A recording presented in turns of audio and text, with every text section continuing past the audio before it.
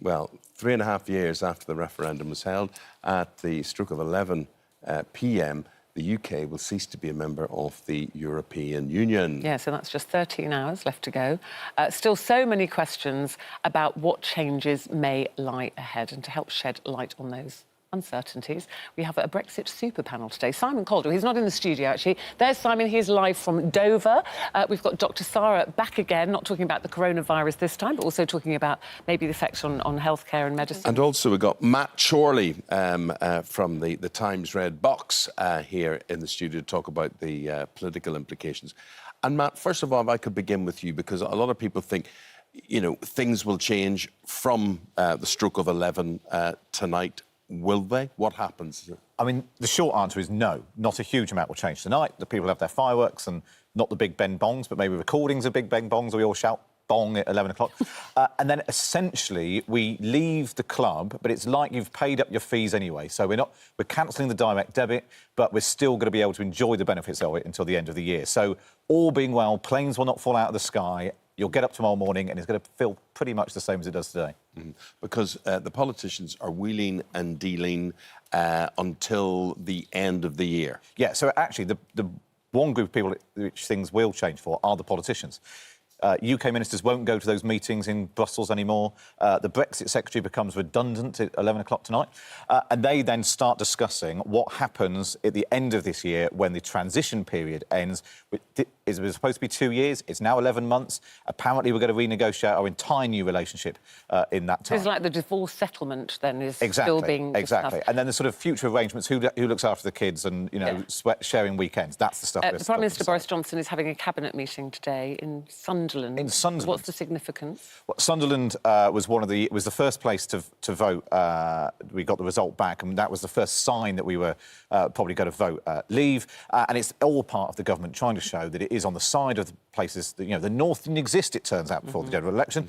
So it's to get out of London and show that the government is in touch with those places which... Well, we're going to get in touch with our travel expert, Mr Simon Calder there, who's always on the move, always on the go, and there he is, avoiding those articulated lorries, running him over there Don't do that. In Dover. Simon, again, people will worry about borders, they will worry about passport control, they will worry about movement, freedom of movement as a holidaymaker around the rest of Europe. What can you tell us?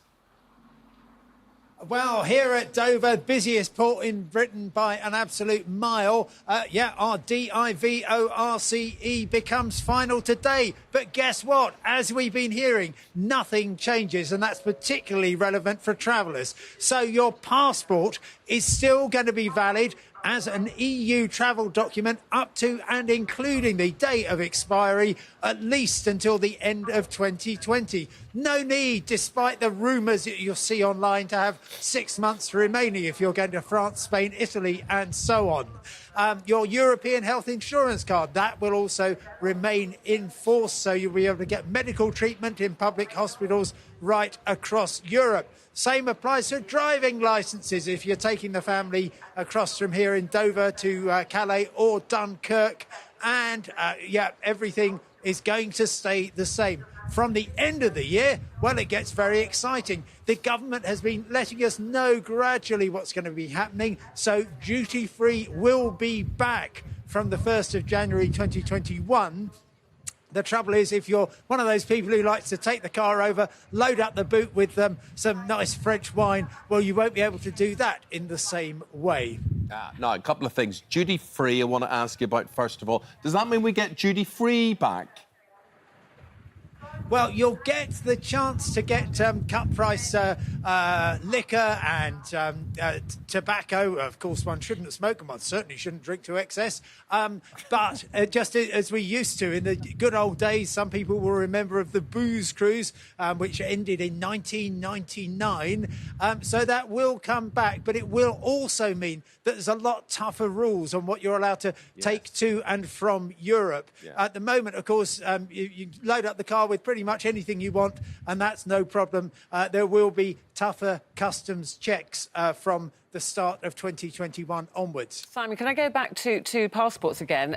Border control, you know, when you come through at the airport, what queue do you get in now? That's a really good question, and I've got absolute confirmation that you use the special fast-track queue for, it will say EU, EEA and Swiss citizens this way, and until midnight on New Year's Eve, you can use that special queue. After that, you'll be along with everybody else. So that is definitely going to change, the government tells us. But until then, whatever they might say, just say, no, I'm still pretending to be European. That's what everybody has signed up for. So you'll be able to just join that queue as normal and hopefully get through a little bit quicker. But that will certainly be changing. And if I can also mention, visas are on their way. Now, this is the European Travel Information and Authorisation Scheme. It's going to come into effect sometime next year. We don't know when. You'll need to go online, pay €7 and give them lots of personal information. But not for all UK citizens, because what a time it is to be Northern Irish, where you are both a UK citizen and a citizen of Europe. Joint, dual citizenship. Well, anybody who's entitled to a European passport, whether that's through the happy benefit of being from Northern Ireland, in which case you automatically qualify for a Republic of Ireland passport, or you've got some other connection with Europe, that is definitely going to be to your advantage. Simply, apart from anything else, through getting through the fast queues. And of course, in terms of working and living abroad, those rules are all changing. For people who are resident abroad, there's lots of work going on to make sure that they can stay there. There's going to be questions about pensions, not quite clear what is going to be happening with that. But I'll tell you what, I've had so many people getting in touch who are long stay winter residents. They go out to Spain, quite rightly, in October, November, stay there till March or April. Well, from the start of 2021, we don't quite know what the rules are, but they're very unlikely to be as generous as they are now, where you can basically go anywhere in Europe and stay as long as you like. Because that boat's about to sail without you. But ahoy and bye-bye. Bon voyage. Run. Thank you. Bye-bye. We said Dr Sara stayed on with us. We were talking about coronavirus at the top of the show. Let's bring this back now to Brexit, healthcare.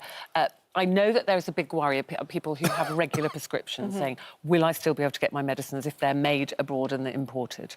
So, of course, transition period is meant to mean that actually there shouldn't be any immediate shortages. Having said that, 3/4 of our medication in the UK does come from the EU, and the medical supply chain is a very sensitive chain.